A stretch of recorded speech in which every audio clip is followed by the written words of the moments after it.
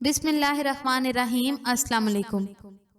सैयदना अबू हुरैरा रज़ी अल्लाह अन्हो से रिवायत है, रसूलुल्लाह सल्लल्लाहु अलैहि वसल्लम ने फरमाया, तुम हकदारों के हक अदा करोगे क़यामत के दिन, यहाँ तक कि बेसींग वाली बकरी का बदला सींग वाली बकरी से लिया जाएगा।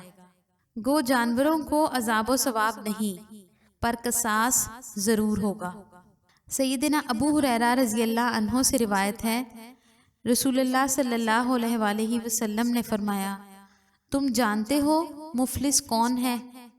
लोगों ने अर्ज़ किया, मुफलिस हम में से वो है जिसके पास रुपया और असबाब ना हो।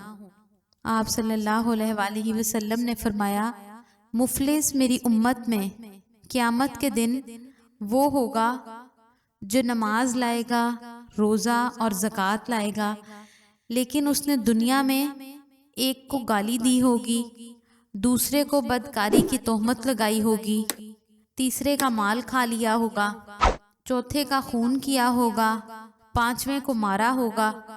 फिर उन लोगों को यानी जिनको उसने दुनिया में सताया उसकी नेकियां मिल जाएंगी, और जो उसकी नेकियां उसके गुनाह अदा होने से पहले ख़त्म हो जाएंगी तो उन लोगों की बुराइयां उस पर डाली जाएंगी। आखिर में वो जहन्नम में डाल दिया जाएगा।